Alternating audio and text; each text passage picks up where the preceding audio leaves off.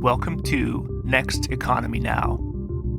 The goal of this podcast series is to highlight the leaders who are taking a regenerative, bioregional, equitable, democratic, racially just, and whole systems approach to creating the new economy. Hello, my name is Erin Axelrod, a partner and worker owner at Lift Economy, and I'm so pleased to be joined today by Francis Janes, the Senior Industry Relations and Partnerships Director at Beneficial State Foundation, where he supports financial institutions in adopting and implementing corporate social responsibility policies and practices. He delivers education and training both to banks directly and in collaboration with bank trade associations. With a background in sustainability management and social justice advocacy, Francis is passionate about building networks that work toward a regenerative and inclusive future. His professional experience spans the information technology, hospitality, financial services, and green building sectors. And before joining the foundation, Francis served as Associate Director for the JUST program at the International Living Future Institute, where he advanced equity and transparency in organizational policies and practices. Francis, welcome to the show. Oh, thank you so much, Erin. I'm so delighted to be here. Well, we are so delighted to have you. Beneficial State Family is not the first time you've been on the podcast, and we are just delighted with the holistic nature of your work. Could you tell us a little bit about Beneficial State Foundation? Absolutely. So Beneficial State Foundation was created at the same time as Beneficial State Bank, and it's really a very unique relationship in the sense that the foundation owns the majority of the shares of the bank. So it's kind of very different from a typical bank where, they set up obviously a foundation to give corporate giving. This was intentionally set up such the bank's mission could be forever protected. You don't have any individual shareholders kind of pushing the bank to act in a certain way. The foundation preserves the integrity and the mission of the bank over the long haul. So we're, really delighted that governance model and structure had stayed intact over time. And the bank and foundation still work very synergistically through the decades. It's such a remarkable model. It's one that we talk about in our Next Economy MBA program as a case story. I wonder if you could just share a little bit about the banking industry for context of why that is such a unique, and maybe, I don't know if you have statistics around how much shareholders differ in the conventional banking industry. So when you step back and look at, the kind of financial services industry broadly, historically, right, you won't see shining examples of banks who have been really conscious of saying, hey, we have the privilege of hosting these deposits from all our customers, whether they're individual or corporate customers. And then, they have a lot of autonomy in terms of how they put that capital into the economy, right? And over probably the last 25 years, we've seen really good models and examples of banks who have a vision and a mission and saying, absolutely, let's see, we can be very proactive, very selective in terms of how capital deploy. We don't want to put dollars into extractive industries that maybe harm our environment or our communities. So when we talk about a bank like Beneficial State Bank, founded over 20 years ago, it has the mindset of being values-based, purpose-led, mission-driven. And that's something that is pretty rare in the financial service industry for you to use that kind of terminology to kind of showcase how you might do banking differently. And of course, founded by Kat Taylor and Tom Steyer. And what are you doing these days? Like, how are you living into that vision and those values? The foundation has worked closely, as I mentioned, with the bank since its founding. And we've learned a lot about what constitutes responsible banking practices, right? In terms of hey, how do we ensure that we get social and environmental impact through our lending practices? And what's happened is the foundation has now taken all that we have learned over time and produce materials, frameworks, tools to help the broader industry understand, well, if we want to also emulate Beneficial State Bank in doing more equity-focused work, regenerative banking, what would that look like? How can the foundation support us in that journey? So the way we think about it is that, we want to be in a position to help individual banks and industry broadly with kind of the resources, the tools, the education that can help jumpstart and accelerate their journey. So they may be curious. They may have heard like, oh, there's these different institutions that have been doing good social impact work. And we would like to learn from that and also be a leader in the marketplace around these corporate social responsibility strategies. So our role is just to find those banks who are curious on the journey, want to accelerate their work, and we're there to really counsel them, to support them. So we have the right information, we'll point them in the right direction. So you're actually holding a vision that the industry could actually shift away from more of the kind of extractive, which is more normalized in the industry, more towards leveraging the profits and the margins of that industry towards community benefit. Yeah, absolutely. I mean, our belief is that if you have enough of the industry kind of make a determined shift to socially responsible practices, right, you will see more of the industry saying, oh, it seems like you can actually do good and be profitable at the same time. What a concept. So Beneficial State Bank, with a host of other financial institutions, have essentially proven that paradigm and model. So essentially, we're advocating for systems change, right? We want the system broadly to really encompass the values we hold dear.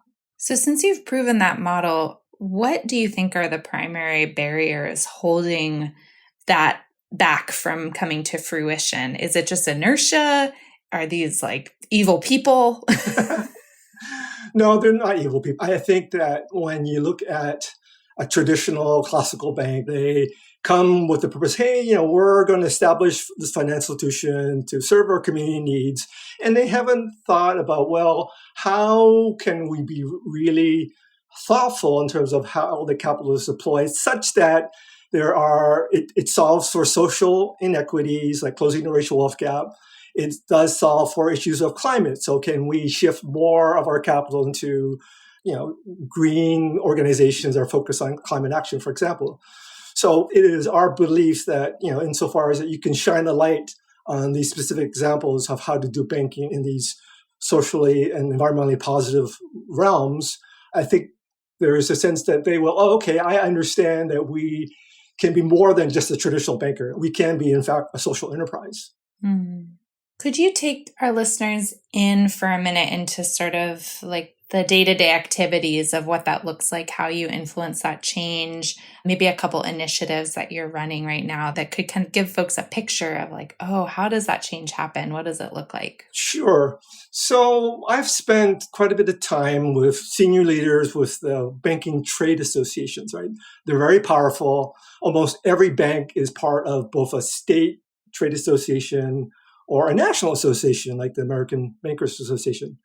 And they have a number of important roles. They do advocacy, they do lobbying, but they also do member education and training, right? So bankers are interested in kind of leading edge, cutting topics that, hey, we want to help inform our workforce around what's relevant, important, and strategic.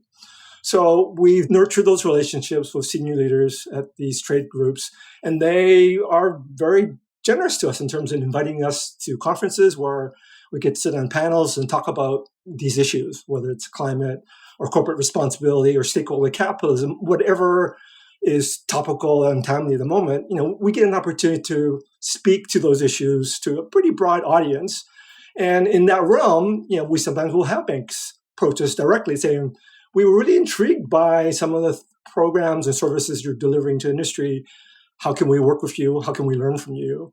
So that's definitely one kind of pathway to kind of influence industry. And in terms of initiatives that we've taken place recently is that we're also very conscious of saying what of some of the larger, say, mainstream banks who are doing really good work that maybe are running a little bit under the radar. So we find them, and then we ask for an opportunity to go and do what we call a video case study. We'll interview a senior leader, tell us about your approach to how you might close the racial wealth gap in the communities you serve. What does that look like in terms of programs and services?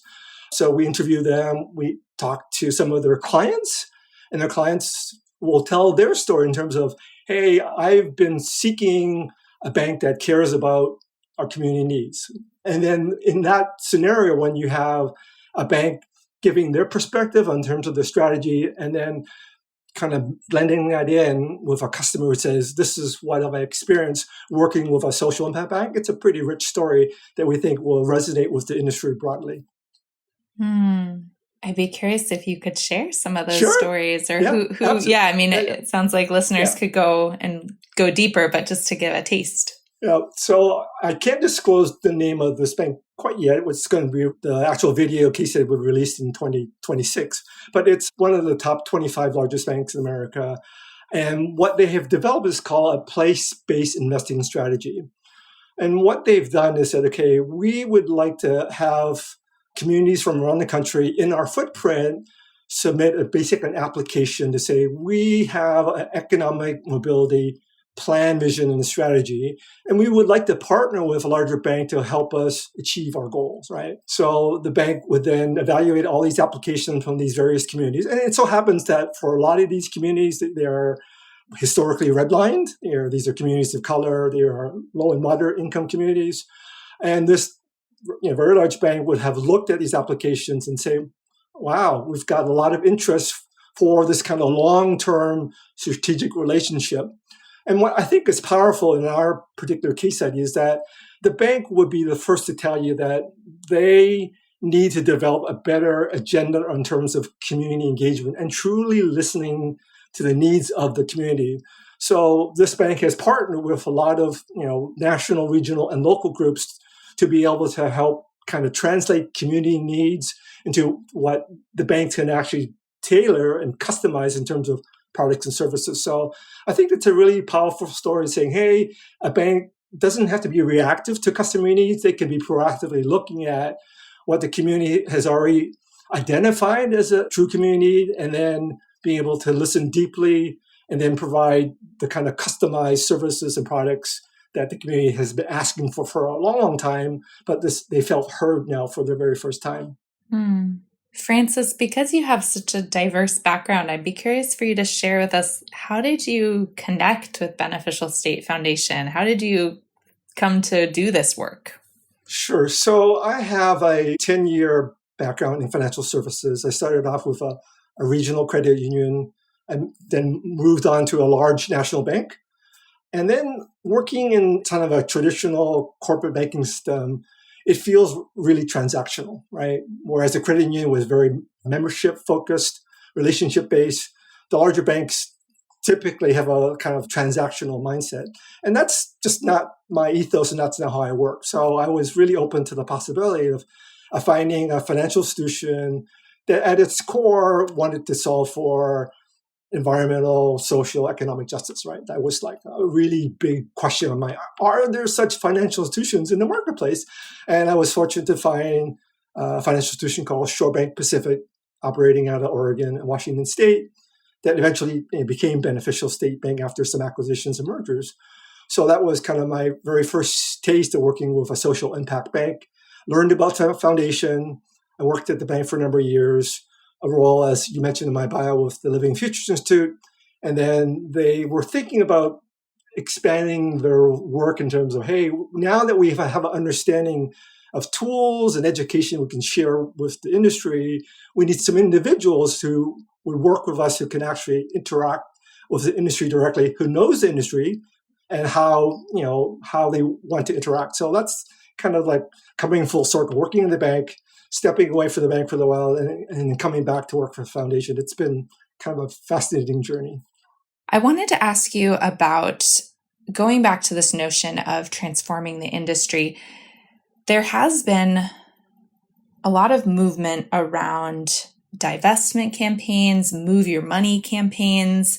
I'd be curious if you could speak a little bit to sort of those multiple frameworks for systems change and how they connect to one another, how they support, maybe how they're complementary. Yeah, from my perspective, I think those campaigns you've just mentioned, move your money, divestment campaigns, you want to move your dollars to an institution that matches your values, right? If you are deeply committed to social change and environmental justice and climate action, then it really makes sense for you as a consumer or a corporation to then identify, is this financial institution doing the kind of work, they're making the kind of investments that align with my deepest core beliefs. If not, it absolutely makes sense for you to look at alternatives. And you have a rich understanding of kind of the B Corp broadly. There's a number of banks that are participating in the B Corp movement here and across the world.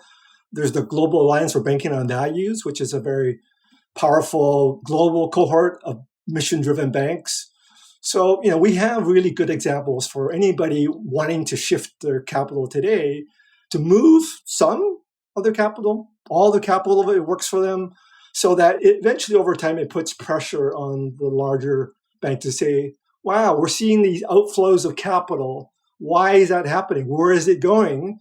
And insofar as they identify that these consumers are looking for banks that are mission-driven, values-based, hopefully that puts more pressure for them to do more of their corporate social responsibility work. They may be doing some of it, but maybe they can do it in a much deeper and a much quicker way. Great. That's really helpful. Are there other ways that you support communities at Beneficial State Foundation? Are there ways that folks could apply for a direct grant as well? Are there, what are other kind of strategies that you're using to reinvest in communities, or that's held more with Beneficial State Bank? Correct. So Beneficial State Bank has an opportunities to work with their clients in their communities, and they have an open grant process. So we're essentially focused on systems change work 100%. We don't have a grant making program within the foundation, even though people come to us say, oh, you're a foundation, clearly you give grants, but we don't. And there are foundations similar to us who are thinking more broadly around systems change. I think in terms of community engagement, we are very interested and motivated to help communities understand what is their role in helping the broader financial service industry make systemic change. What does it look like for you to be part of a coalition, a movement, whether it's a larger national group, kind of like the National Community Reinvestment Coalition, or in the state of California, there's the Green Lining Institute. So there are different orgs that community groups can participate in, be a member in, and to really push for and challenge the system in partnership with groups like ourselves. Yeah, one that comes to mind that's a passion project of ours at Lift Economy is the Next Egg, so reimagining retirement. And we actually have, for our company, we have a self-directed checkbook control 401k plan for our employees, and it's held at Beneficial State Bank. So we're very honored to be doing that systems change work and doing it in a way that we can collaborate with the bank. What is exciting to you right now? I know there's, it can be pretty doom and gloom out there, especially with, budget cuts and freezes of capital. What is keeping you excited and helping you come alive and stay motivated for the work? So I would say that what I'm most excited about is that there is, within the community-based organizations, within grassroots organizations, frontline organizations, they know the kind of danger in the moment they're in. And there's a general feeling, a consensus that we need to better understand what is it like to build powerful movements, whether they're pro-democracy, pro-social equity, pro-climate action, whatever is passionate for these organizations, for us to be able to come together in a much more collaborative way. Certainly we see collaborative movements in the past, but there's more intentionality today than there's ever been. And I think the other thing that we see is that organizations are now trying to understand what is the power of storytelling and use of narrative to actually tell that when we consciously think about doing our work that also has impacts to communities that have been underserved and historically overlooked and marginalized.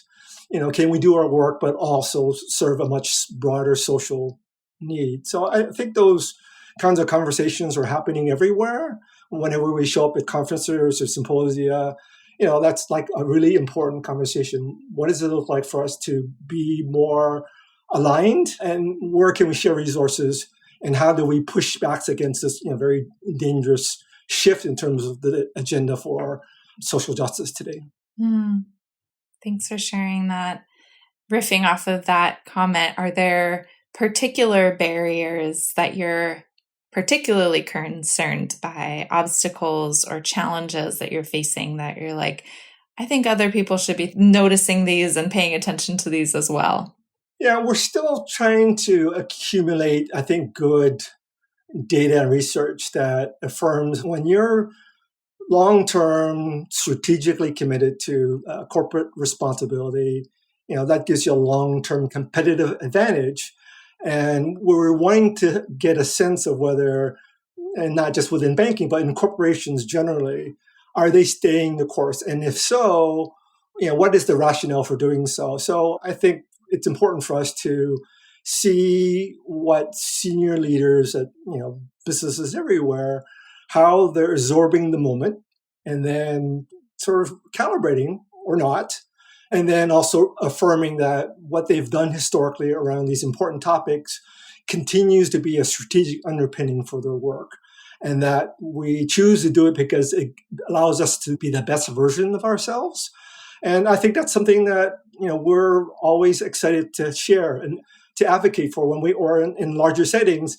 Folks, you continue to do good work and it will, in the long haul, allow you to have, better financial results and all the things you care about in terms of metrics. It will show up over time.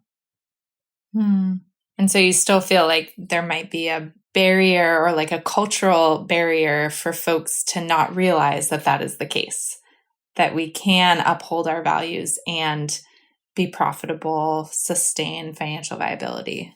Yeah, I think there are a lot of, I would say, there are executives out there who still are mired in the day-to-day running the business and kind of managing the enterprises, but they're not necessarily getting good information and data around what is the strategic advantage for us to be focused on issues that are concern to our communities, to our stakeholders, and to be better stewards of the planet. They're not asking the bigger, powerful questions. I think when there's now good supporting data for them to either continue the work or accelerate the work, then I challenge them to listen to that research and then to take action on it.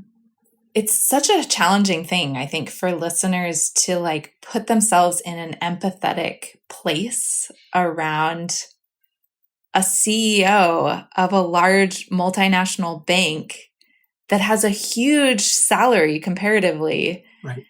I mean, how do you muster up that type of empathy required, to see them as humans just Sure. having awkward strategies of meeting their needs? Some might point to them and say, you have enough. Yeah. Stop trying to profit and accumulate more. You have enough. And here they are maybe sitting like, I don't have enough. I'm trapped just like all of us in a business as usual economy where I have to mitigate my needs by financial means. And so I need to accumulate more. Yeah.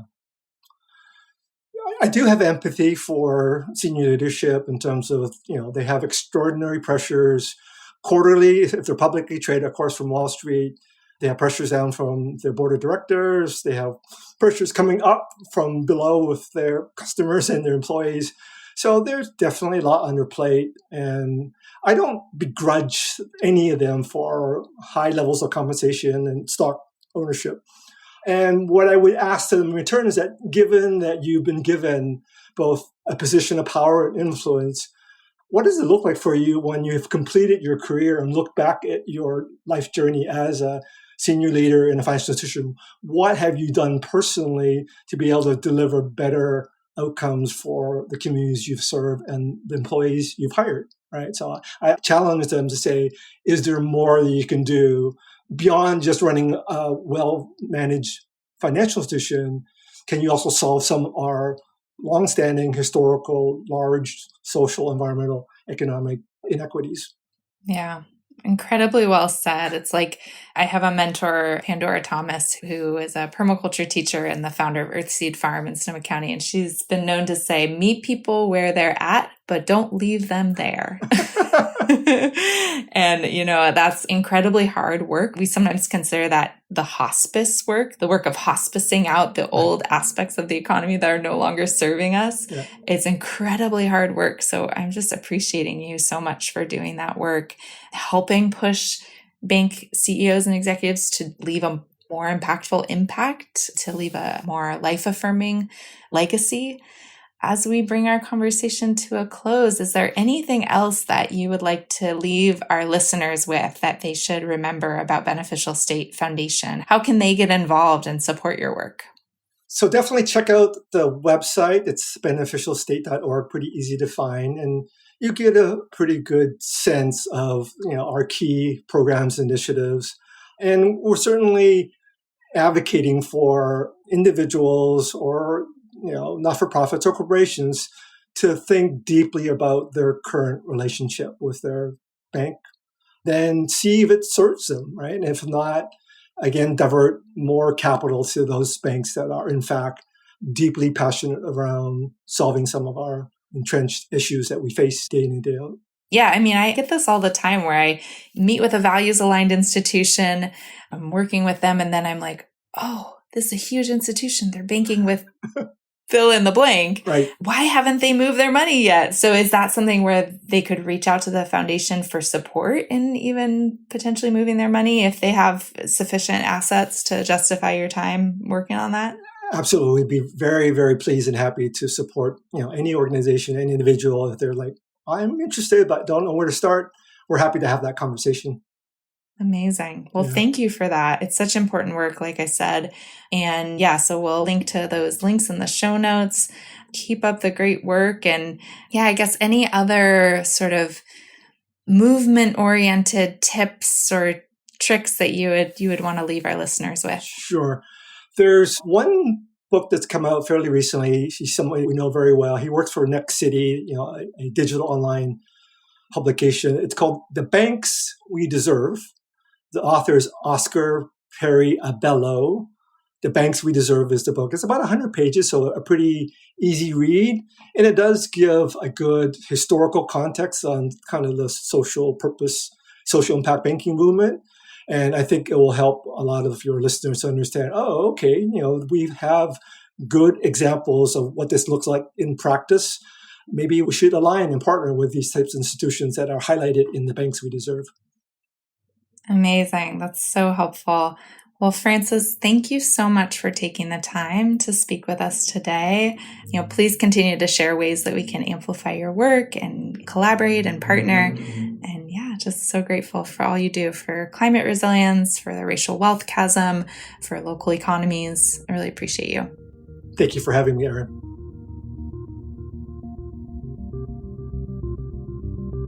Hey, Next Economy Now listeners. If you enjoyed this conversation and are looking to dive even deeper into the B Corp movement, you'll love our new podcast, Beyond the B, hosted by Lyft Economy's Amy Allison and me, Ryan Honeyman. Beyond the B is your insider's guide to the B Corp movement.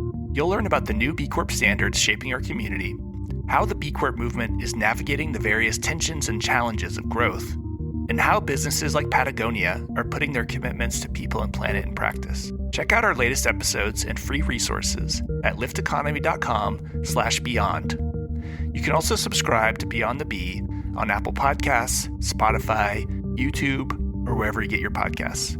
Thanks again for listening.